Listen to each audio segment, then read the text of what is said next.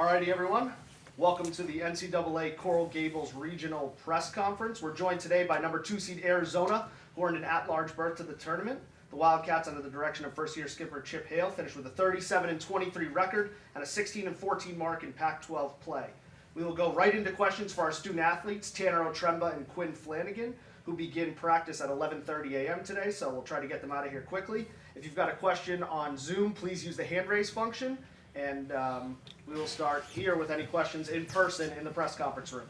Well, hello. Tanner, this is the third NCAA tournament you've been in? Correct. Okay. Where was your regional the first year? Were you home for Lubbock? Yeah, we were home. So, I mean, what's the difference for you as far as having to do this on the road as opposed to doing it at home? I mean, I think the only difference really is the travel. I mean, it'd be nice to be at home with fans, but I think we're all excited either way, and so just the travel aspect, I think that's the biggest difference. About half the games this season have been away from Tucson. Why do you think you guys have been able to be so successful on the road? I think we have a good mentality on the road, and as Coach Hale always says, we're road warriors, and we're battle tested on the road. So I think it's just a overall team mentality that we have, regardless of being at home or on the road. But yeah. And Quinn, with the possibility of weather affecting these games, for someone like yourself, how would that affect you for preparation for pitching and the possibility of maybe being out there and then having to sit down for a while and then come back out? Yeah, I mean, it's kind of just being about what you can control. I feel like we had a couple games this season up in Washington, specifically where it has been raining. You always have to be ready for a rain out. So it's just kind of about keeping your body ready and just being prepared at all times for, facing something like that. What do you guys remember about Ole Miss from last year? I mean, it's pretty much the same lineup. They were obviously at one point in the year ranked number one, so they obviously have a lot of talent, and there's a lot of familiar faces from last year, so they can definitely hit. It'll be a good time out there. What was the initial reaction to seeing that you'd be playing someone that you just went through the year before? I think, well, for us, it was just exciting that we saw our name pop up, which is what we expected, but to play Ole Miss, at the end of the day, what we always say is it's about us, and that's what we're focused on, and not the opponent. So regardless of who we play, we're going to show up and play our game. So. We do have a question from Zoom. We have Michael Lev. Michael, if you could please direct your question to one of the student athletes, that would be great. Yes. Hey, guys. For Tanner first, I'm sure at Texas Tech that you had to deal with rain delays or weather delays a time or two. What's the best strategy to kind of dealing with that mentally and physically? I just say, regardless of when you play, just being ready. I think that means as a whole team that everyone has to be ready because you never know if the rain comes and you've got guys warming up or someone's already pitched. It takes a team effort. It takes everyone. So I think just mentally and physically having everyone locked in on the team is the biggest way to combat that. And I know all of our guys are locked in and ready for that. So. Sure. For Quinn, you led the team in appearances this year. Your role has really shifted from starter to reliever, over the course of your career. Has that been a bigger mental battle or physical battle to kind of be available and effective so often? I'd say it's definitely a little bit of both, but more mental than anything. Just kind of being ready. As a starter, you kind of have your one day of the week where you're just totally locked in, and obviously you have to perform. But as a reliever, you can kind of get your name called at any time. So it's just being ready to go in whatever situation you're called upon, and I think that was probably the biggest thing to overcome. And a question for both of you guys. How has Daniel developed as a leader this season, especially compared to last year when he was just a freshman? I can speak. Yeah, I think the biggest thing about Dan is, he's not always the most vocal kid, but guys just follow him, and it's more of his presence and who he is as a person. And none of us ever feel like Dan's too big for us. We always feel like he's just one of the guys, and he's a great baseball player, but a lot of people follow him because of who he is and how he reacts to certain situations. So I think it's been really cool to see, and him take on that role and be a leader for us and our team. Yeah, just kind of going off that, I think even last year you can kind of see it as a freshman. He had a lot of hype around his name, and he came in. He's really like one of the most humble guys I've ever played with. But you can just kind of tell the way he carries himself and his presence out there. He's obviously a natural leader, and he does stuff the right way. And I think guys, definitely gravitate towards that. Thank you, guys. If there are no more questions for the student athletes, we'll dismiss both Tanner and Quinn to get to stretch before practice. Just one real quick. Whose idea was it for the outfits for leaving yesterday? I mean, it was kind of Coach Hale kind Yeah. of left it up to us, but I think maybe Casa. I was gonna say, Someone- Casa yeah. Grande is always behind the scenes with the That's outfits, probably him. but Have I you guys think done that for other games this year?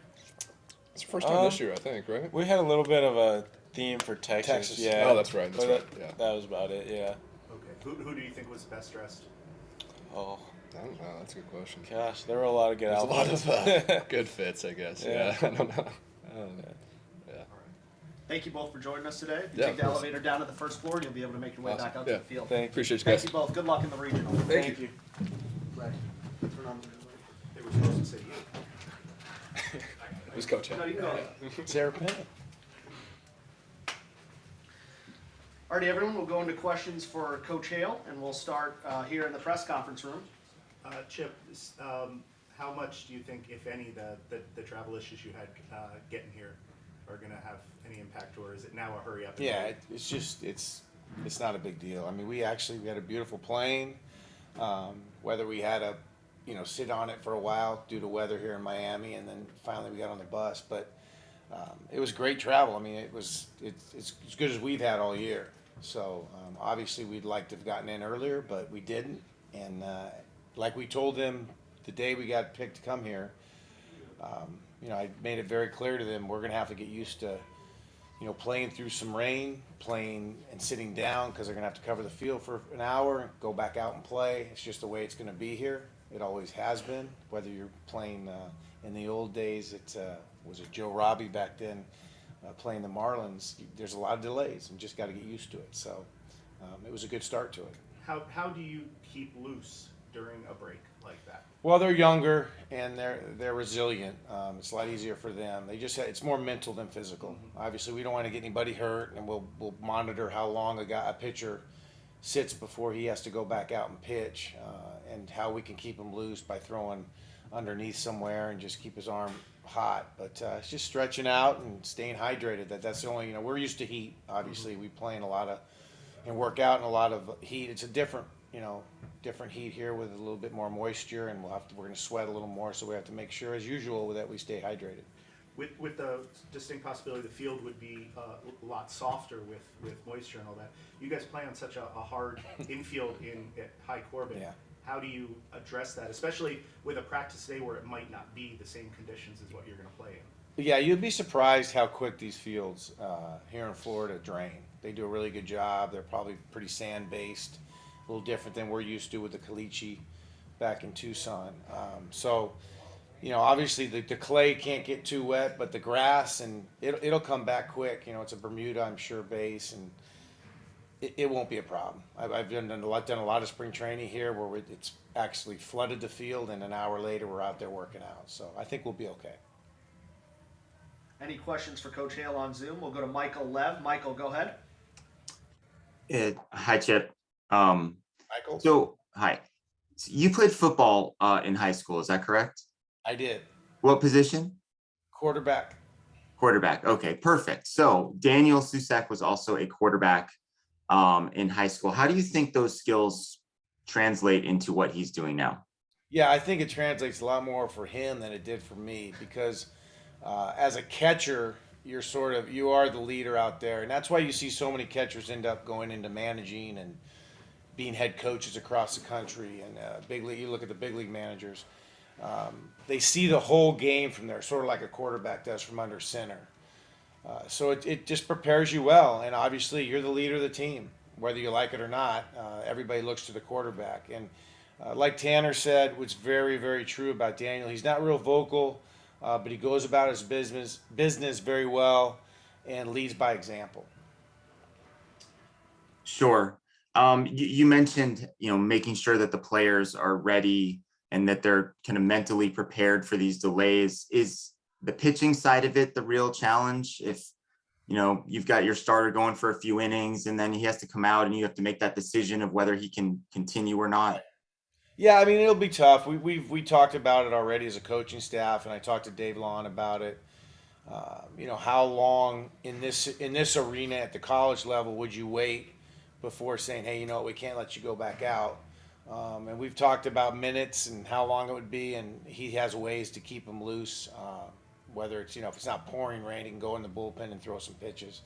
So it's not going to be like you have Max Scherzer on the mound, and it's been a 45 minutes, and that's a drop dead time. We can probably go a little longer with these kids. Sure. And one last thing about Quinn, how valuable of a chess piece has he been for you guys this season with his ability to just pitch a lot, pitch in any number of different innings or high leverage situations? Yeah, he's been huge. Obviously, at the start of the year, we were using him more long. I think as a starter, originally in his career, he was able to pitch 2-3 innings at a time, and then basically went in to the setup role, closer role, back to the setup role, and it's all about matchups at this time of the year. So if we have a spot in the order where Quinn matches up better than Trevor, he would probably close, and Trevor would pitch 7th and 8th. So we're gonna go back and forth with that. Thank you. Coach, we have one hand up on Zoom from Chris Muller. Chris, go ahead.